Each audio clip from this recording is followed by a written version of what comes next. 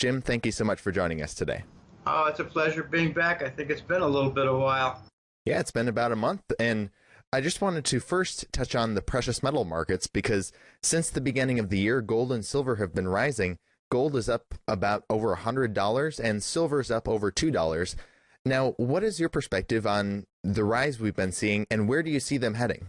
I just looked over the charts and included a good deal of technical analysis in the February gold report for the Hattrick letter. And I concluded that silver is now leading. Silver has a short-term breakout. Silver, depending on how many years back you consider intermediate term, silver has what is approaching as an intermediate term breakout. And I think in a matter of several months, it could actually come to pass.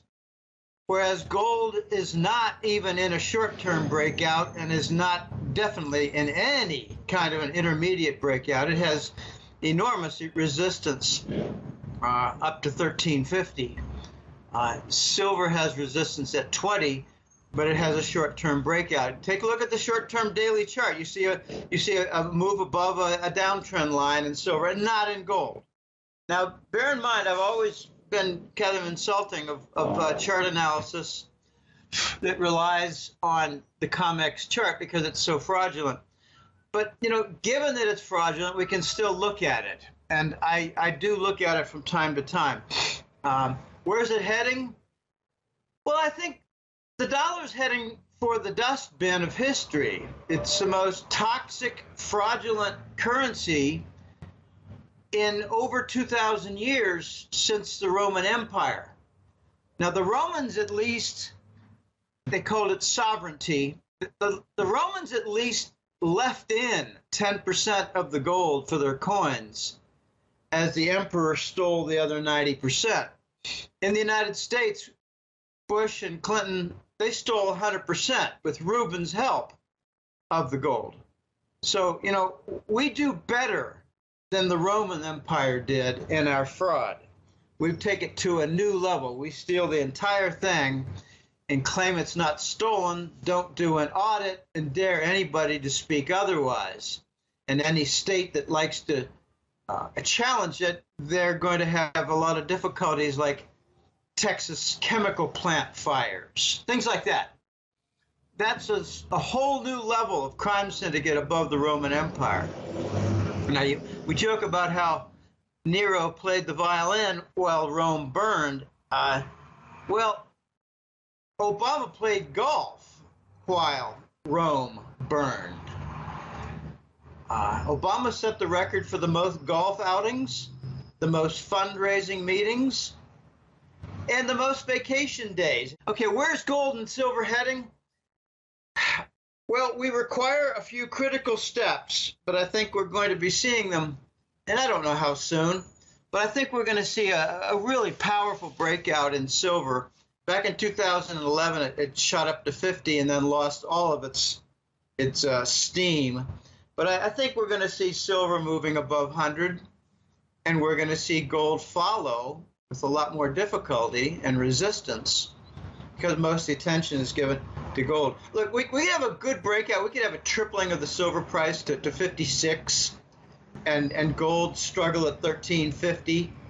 And it'll make some news, but because gold hasn't confirmed, it won't be really earth-shattering news. But I think we're heading toward a situation where silver is way over 100 and gold is way over 3,000. I like to tell the quick stories, and I probably related this a month ago with your listeners. If you want to buy $100 million worth of gold, you have to pay an 80% price premium.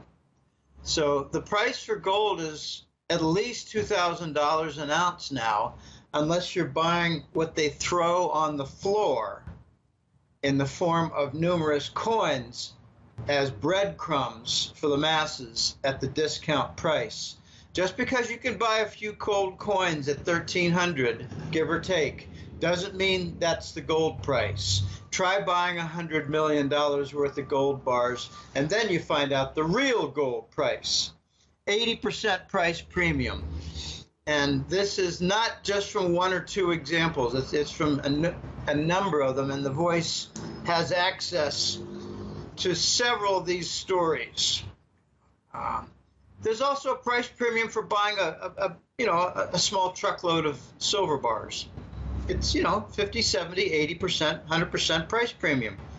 The current price is not the price. It's what they put as what you need to pay for floor scraps. They toss it at their feet and say, gobble these up, you minions, and be sure to believe that that's the real price. But it's not the real price. You have something like 300 or 400 paper claims per physical ounce of gold right now. That's ridiculous. Can you imagine 300 people laying claim to a single property, a house, a residential property, where all of them want the keys to the door to live in it? What would the house price be? Surely not the discounted price like COMEX does for gold and silver. Anyway, let's move on.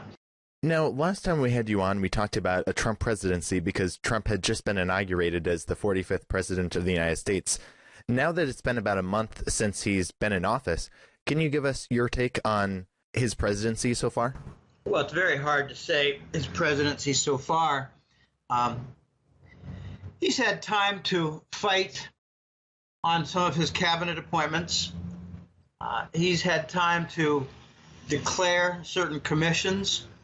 He's had time to declare some plans for economic revival. And some of them sound good, but there are a couple points that I think bear mention. And one is he has declared war against the narcotics wing of the Langley CIA.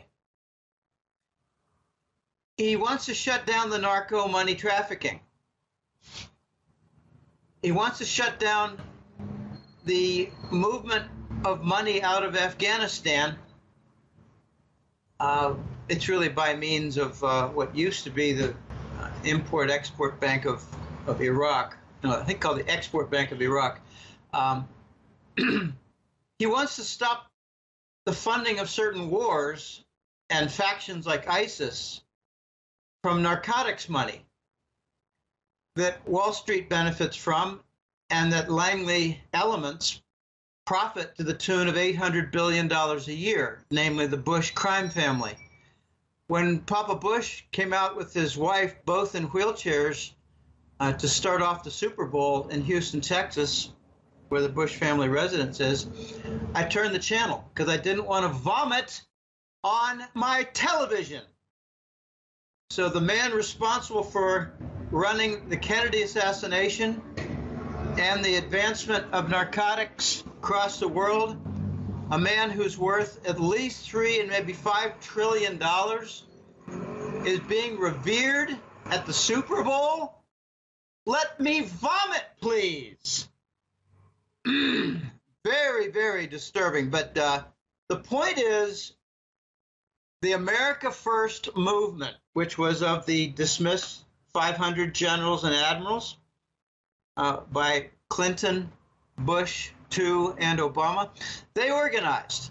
Their movement was called America First. And if you listen to the inauguration by Trump, you would have heard him mention America First at least 5 or 6 times.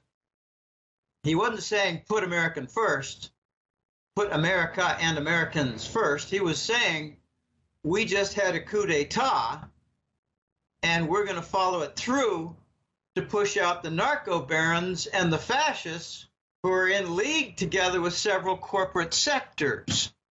Therefore, Langley is now trying to sabotage him. They sabotaged his appointment for National Security Advisor Flynn. They revealed some classified data, blamed it on the Flynn office. It's a lot more complicated than that. But here's the upshot of what I'm seeing. A couple main points. Trump is probably going to put forth in 3 or 4 posts, maybe more, a yes man, a cabinet puppet to put before the Congress so they will not object. So the replacement for Flynn, who was very much anti-Langley, anti-narco, anti-war, anti-Russian war, Flynn has been removed from the official post, very important point, official post of National Security Advisor. McMaster's, who's very much a Russian hawk, he wants war with Russia. He doesn't trust them. He thinks they're aggressive. He thinks they're expanding. He thinks they're dangerous on every border. It's such a joke. It's all propaganda nonsense by the narcos. Apparently, McMaster's now is in the lead spot for the NSA spot, for the National Security Advisor spot, which oversees 16 different intelligence organizations. Well, that could be the guy who never really does much in the way of attending meetings with the Trump inner circle. I don't think Flynn is going anywhere. He's just not going to be in that official post. So he's working toward a shadow cabinet. And this is some of the inside scoop that I've gotten.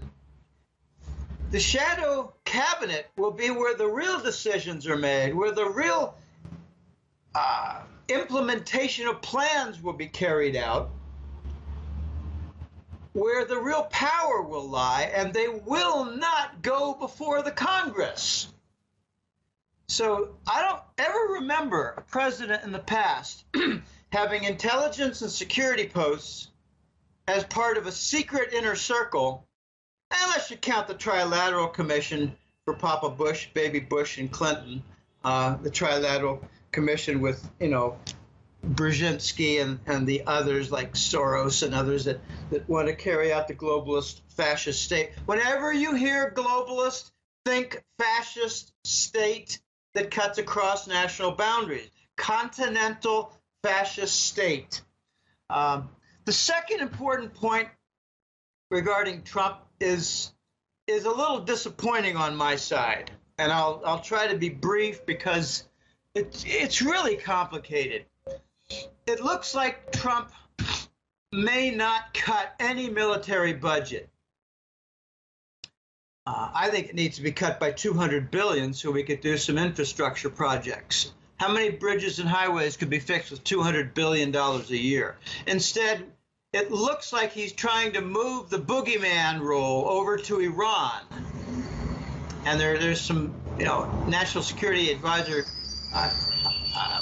hubbub rumors regarding Flynn that he was about to reveal the really ugly, scummy details of the Iran nuclear deal with respect to United States, Iran, and the sanctions. So that won't come out so quickly. But it looks like Iran is being painted as the boogeyman. And, they're the problems all through the Middle East. What stupidity. That's disappointing because I don't think Iran is much of a threat to anything in world peace, but they are a threat to the dollar. And that's the common theme that goes back to the Saddam Iraq days because he was selling oil for euros. The common theme in the Ukraine war because the dollar was being threatened by a Russian energy supply, which was going to undermine completely the petrodollar and weaken the Saudi link. Okay, the other disappointments that I see in Trump have to do with plans that don't involve any kind of a fast track toward retiring the dollar and creating a more legitimate currency that would have gold backing. And I'll tell you a couple of reasons why. The first has to do with funding the major programs. How is Trump going to put out a $1 trillion infrastructure portfolio of projects if we're in the middle of a currency crisis and we don't even know what our national currency is anymore because it's going to be unblurred from the global currency, the dollar?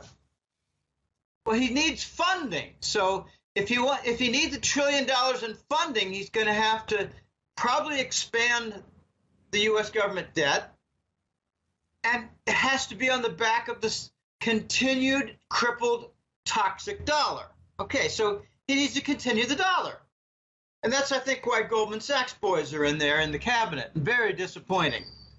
They're just loaded with Goldman Sachs. And remember, Donald Trump overcame at least 2 bankruptcies, which means he has big friends in the banking sector.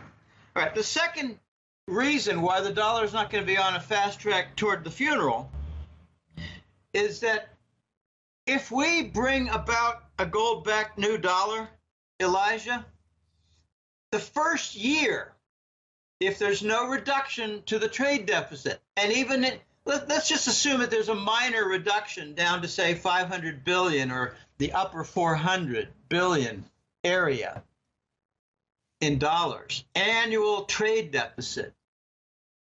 If we do a gold backing of the dollar, that means we will forfeit 12,000 to 13,000 tons of gold in the first year.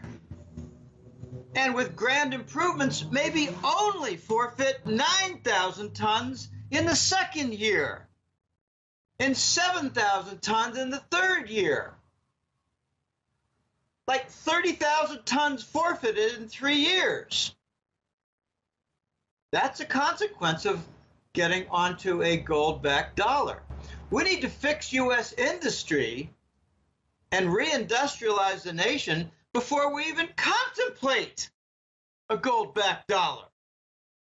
And no country in its right mind will lease the United States 10,000 tons of gold when the trade deficit beneficiaries will have claims on it in the first year. People just don't think this through. That's why the hat-trick letter is unique. We need a legitimate dollar, but before that, we need to reindustrialize the United States and reverse this stupidity of outsourcing industry that Germany never did, and therefore they're not crippled. We need to reverse the outsourcing because it's a legitimate source of income, and if done, results in a massive trade deficit that's very difficult to overcome because you have to reindustrialize. Okay, the optimism that I see regarding Trump is his innovative thought. He might be trying to arm twist Japan into investing $1 trillion, that's $1,000 billion, from their pension funds, or maybe even from their treasury bond hoard at their central bank. That's $2 different trillion. He might be trying to arm twist Japan into being involved with some massive industrialization and infrastructure plan. You can't reindustrialize the United States without a certain amount of infrastructure upgrade. Okay, that's really important. It's like saying, well, we're going to build a business over there, but first we need to improve the rail facility, we need to improve a truck depot, and we need to expand the highways and improve some ramps to the different plants. Okay, that's infrastructure to support a capital investment. Capital formation requires the infrastructure. It's like saying, I just bought a new car, but I wish there's some roads that I could drive it on. Okay, that's the infrastructure.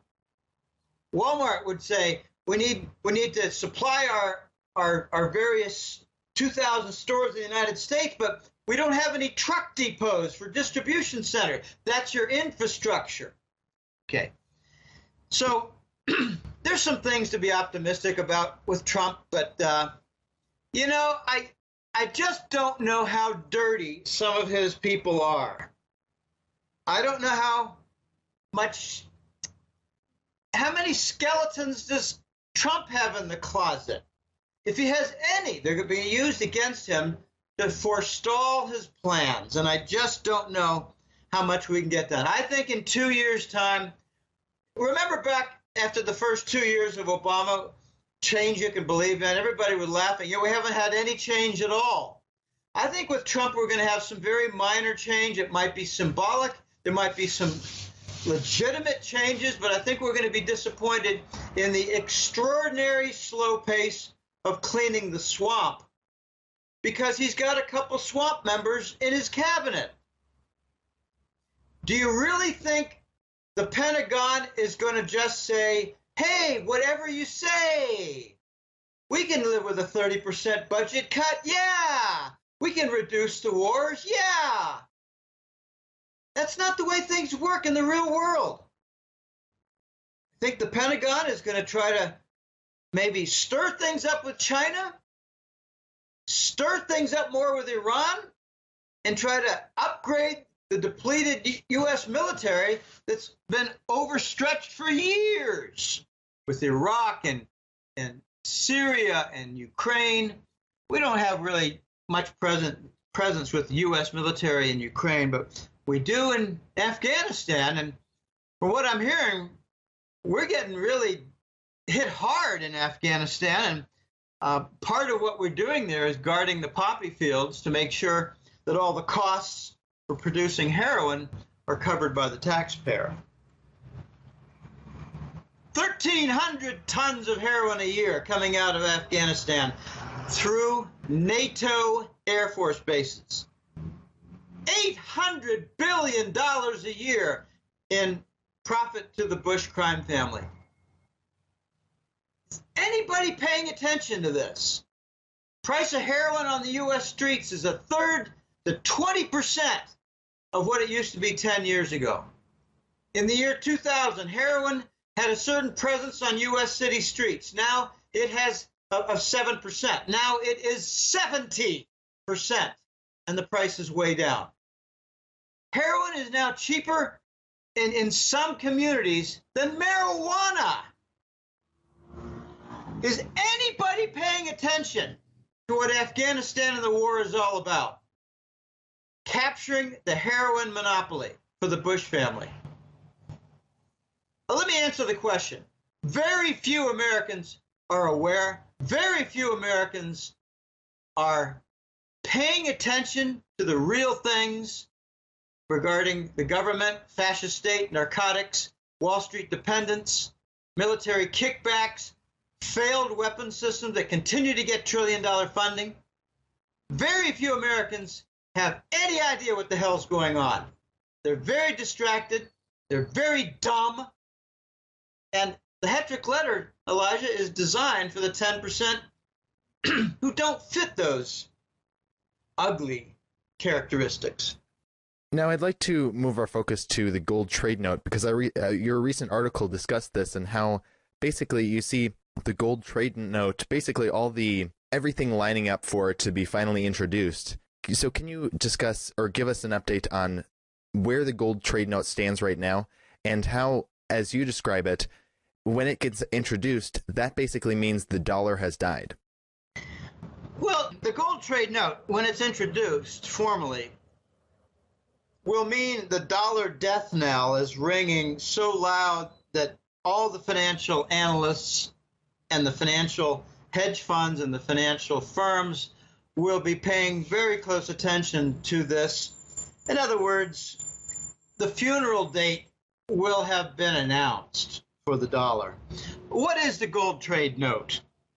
Okay, let's do a preliminary. Let's first talk about the Iran-India oil deal, oil for gold. Back in 2012 or so, I think it was 12, I have trouble with the actual date, we had the U.S. government slap on Iran sanctions. We did not invade Iran because they're twice as powerful as Iraq and 3 times as many people as Iraq, and their generals weren't a bunch of ragtag cowards like Iraq. In other words, Iran was a formidable foe. So all we did with them, when they did pretty much the same thing as Saddam did, sell oil outside the dollar, we did something different with Iran. We just put on sanctions. And we got called down for it, and that's why Obama is delivering, tens of billions of dollars, and I think some penalties too, because of improper seizure of Iranian funds and assets. Okay, so Iran went about and sold oil to India. This was really, it got stepped up a lot around 2014. It was developed and really humming efficiently.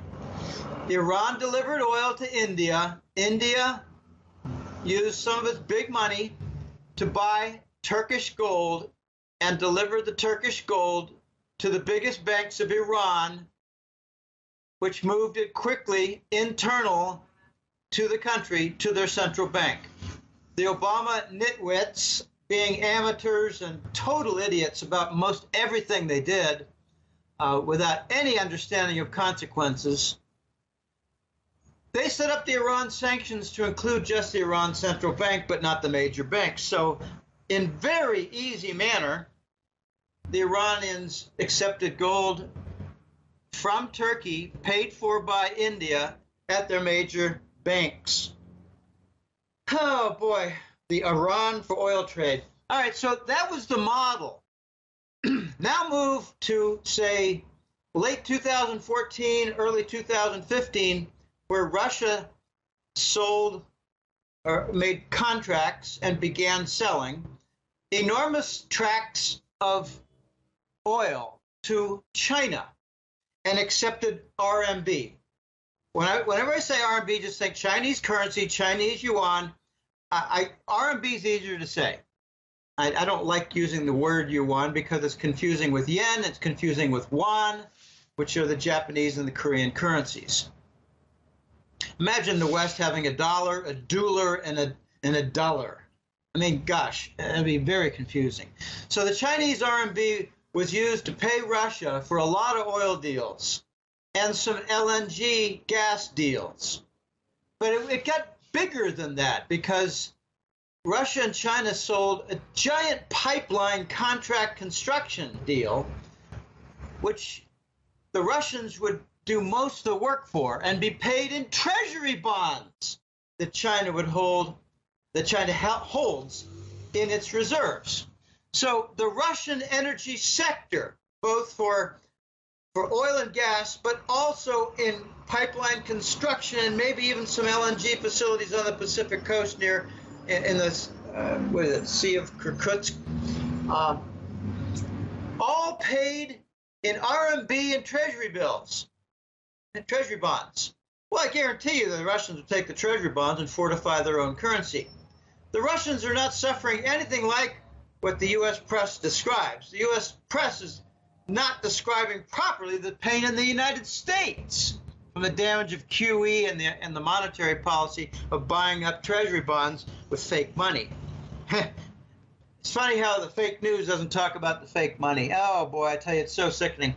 All right, so the model is there for the Russians to be paid outside the dollar. Let's just say outside the dollar in RMB.